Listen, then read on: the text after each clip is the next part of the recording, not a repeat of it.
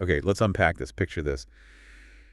Scrolls, basically reduced to fragile blackened lumps, like charcoal. Right. Instantly carbonized nearly 2,000 years ago. By Vesuvius, that massive eruption. And they were buried, just hidden in the ruins of this really luxurious Roman villa in Herculaneum. Exactly. These are the Herculaneum papyri. And finding them in the villa of the papyri was, well, it was monumental. Monumental because it's the only library from back then, from antiquity. Pretty much, yeah. The Yeah. only one found largely intact, an entire library. But here's the really tough part, the problem. Yeah. For centuries, if you tried to physically unroll these things, Disaster, usually. yeah, they often just got destroyed. The ink, it was carbon-based too, right? Exactly. So it looked just like the carbonized papyrus, and they were just so incredibly delicate. Their secrets just locked away. Yeah. Impossible to get at. For a very long time. Yeah. It really seemed impossible. Like, imagine trying to unroll tissue paper that's been, charred and glued together. Right? But now we've got modern tech, AI, these advanced scanning techniques. Yep. And it's finally letting us, well, virtually unroll them. We can read them without even touching them. It really is a remarkable breakthrough, bridging millennia with, super cutting-edge science. And that's basically our mission for this deep dive. We're going to pull out the key stuff from the sources you've shared, try to understand the tech making it happen. Yeah, how it actually works. And talk about what they've actually read so far, why it matters, and the potential impact, what this could mean for understanding the ancient world. It's this amazing mix, isn't it? Ancient history and really modern technology, unlocking stuff everyone thought was lost forever. Okay, so let's start with the context. Herculaneum, of course. Buried by Vesuvius, 79 AD. We know that part. Right. And the villa itself, where they found the scrolls. The thinking is it belonged to Julius Caesar's father-in-law. That's the strong hypothesis, yeah. Yeah. A wealthy guy, cultured, probably had serious intellectual interests, which explains the library. Makes sense. And it held this just incredible collection of scrolls. Mm-hmm. But like you said, the condition is the huge challenge. Carbonized, looking like charcoal lumps, super fragile. So trying to unroll them physically is just asking for trouble. Huge risk of destruction, yeah. And those early attempts sadly proved it. Yeah, I read about those attempts back in the 18th century. People tried different things, slicing them, peeling layers. Camilla Paderni, yeah. An artist. You can And imagine. it fell apart, right? More disintegration than reading. Pretty much. Those early methods, well, they came from desperation, really. Often more destructive than anything else. It just showed how hard the problem was. Which brings us right to that core tech challenge. How do you actually see ink when it's made of the same stuff, basically carbon, as the burnt papyrus it's on? That is the absolute heart of the problem. Carbon ink, carbonized papyrus. Very similar material characteristics. So standard methods wouldn't work, like regular X-rays. Nope. Standard X-ray or CT scans, they rely on differences in how much radiation is absorbed, like seeing bone versus tissue, right? Okay. But here, the carbon ink and the carbon background absorbed X-rays almost identically, so invisible. So what changed? What's the secret sauce now? How they crack that? The key technology is called X-ray phase contrast tomography, XPCT for short. XPCT. Okay. Phase contrast. What does that mean? So instead of just measuring how much X-ray gets absorbed, XPCT looks at tiny changes in the phase of the X-rays as they pass through the scroll. A phase, like the wave pattern of the X-ray. Exactly like that. Think of it like shining light through bumpy glass versus smooth glass.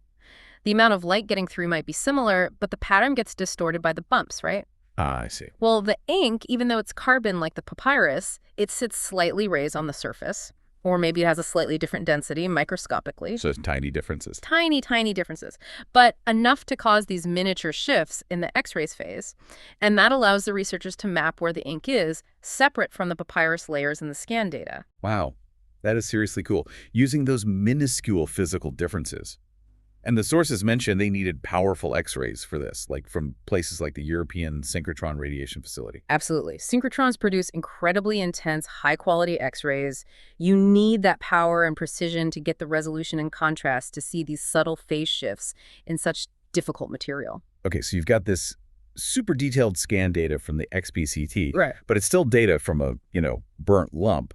How do you actually get readable text out of that? What's this virtual unrolling? Right. It's a whole process, a kind of digital pipeline. First step is that volumetric scanning using XPCT.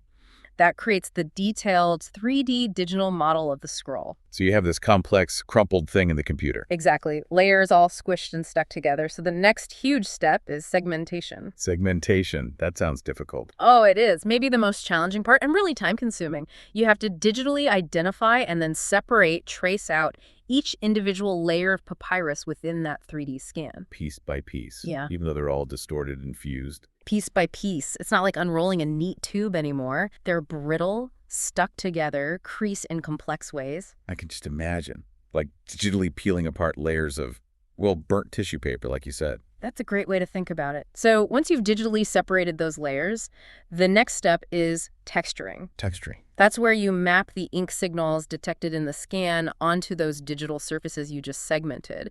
You're basically painting the ink patterns onto the virtual layers. Okay. So now you can see the ink patterns, but they're still on these curvy digital fragments. Precisely. So then comes flattening. You use algorithms to digitally convert those curved 3D layer fragments into flat 2D images. As if you'd managed to physically unroll it perfectly. Exactly. So it looks like a page you can actually read. And then I guess you put the pieces back together. The final step, merging. Combining those flattened pieces to visualize the text column as it would have originally appeared. That whole process sounds incredibly complex. And probably expensive. Very. The sources highlight the cost, especially of manual segmentation, something like $100 per square centimeter of flattened area. Wow. So the big push now is to automate as much of this as possible using AI and machine learning. The goal is to get the cost down significantly, maybe aiming for like $5,000 or less per scroll eventually, to make it feasible to do the whole library. And that's where this Vesuvius challenge really kicked things into high gear, wasn't it? Absolutely. It was a huge catalyst, an incentivized competition, big prize money, eventually $1 million for the grand prize. $1 million just to read the scrolls. Well, specifically to crack the code on automating the segmentation and ink detection from the scan data to build the software tools needed. So it wasn't just one academic team working away. It brought in lots of people. Thousands. One source said over 1,000 research teams from all over the world jumped in. Compare that to maybe just a handful of specialists who might normally work on such a niche problem. That competitive science thing, crowdsourcing brainpower. That's fascinating. It really sped things up massively, brought in all sorts of different ideas and approaches. And it led straight to the big breakthrough, didn't it? Reading actual significant text from a scroll that was still rolled up. Yes. I mean, people might remember years ago, the very first word was deciphered using earlier methods. Right. It was porphyros. Porphyros, meaning purple dye, actually. Not disgust, but still just one word. Ah, okay, purple dye. Interesting. But this challenge led to way more. Much more. The major milestone from the challenge winners was reading substantial chunks of text, enough to identify the title and even the author of one scroll, Pure A Paris, 4, while it was still a carbonized lump. Okay, so what was the first title they pulled out using this new AI-driven method? On Vices, and the author was the Greek philosopher Philodemus. On Vices, by Philodemus. Wow, that must have felt historic. Oh, absolutely. The source is presented as a really significant historical moment. The first time a title was reliably read from one of these intact, still-rolled scrolls after, almost 2,000 years. It confirms what's in the library and nothing else could. Amazing. And the winners, Luke Ferreter and Yusuf Nader, they use machine learning, right? Based on that XPCT data. That's right. They built on all the foundational scanning work and developed these powerful machine learning models. They trained AI to spot those super subtle ink patterns in the noisy scan data and help automate that tricky segmentation part. So, okay, on Vices. Yeah. What did it actually say? What did we learn from these first readable bits?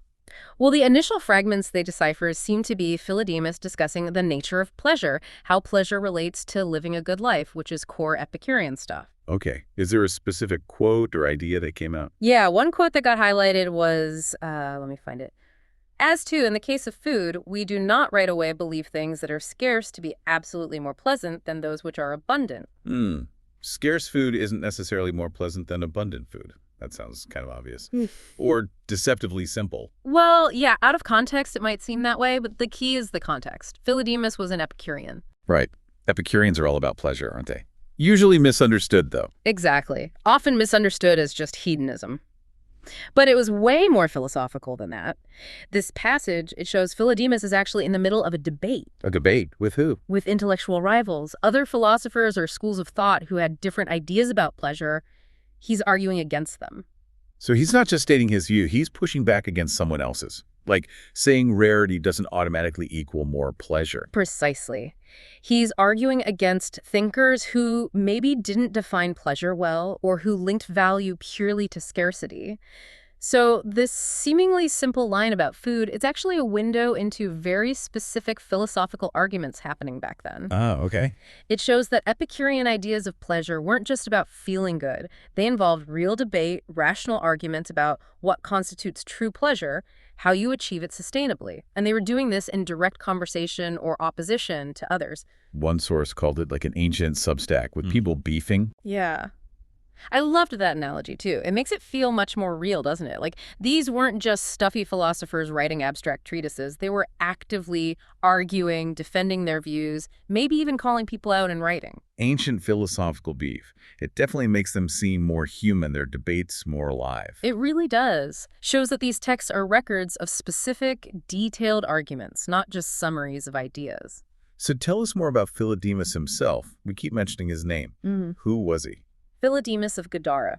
He was a pretty important Epicurean philosopher, lived around 110 to maybe 30 BCE. And his connection to this villa is key. Hugely significant. The prevailing theory is that he either lived there or worked there, maybe ran a philosophical school from the villa.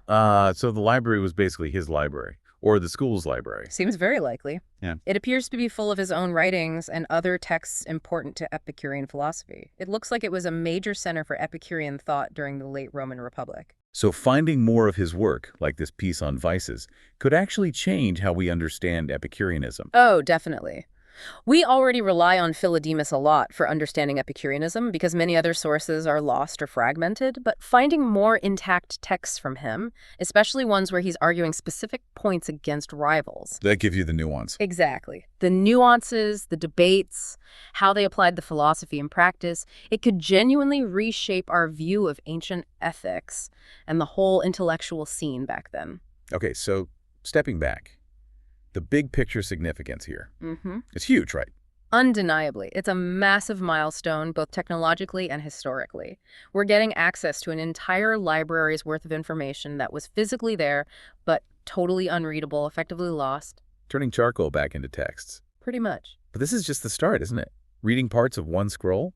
That's amazing, but you said there are hundreds more. Oh, absolutely. We're still right at the beginning of what could be a very long, very exciting process. And research like this, the outcomes are often nonlinear, unpredictable, but the potential is just enormous. How many scrolls we're talking about? Over 1,800 known scrolls recovered from the villa, and there might be more still buried in parts of the villa they haven't even excavated yet. 1,800, wow. What else could be in there, besides more philosophy? That's the million-dollar question, isn't it? Yeah. Literally, in the case of the prize. Well, yeah, we expect a lot more philosophy, maybe more Philodemus, more Epicurean stuff. There's always the chance of something else. Always the thrilling possibility. Lost history texts. People dream about finding Emperor Claudius's history of the Etruscans, for instance.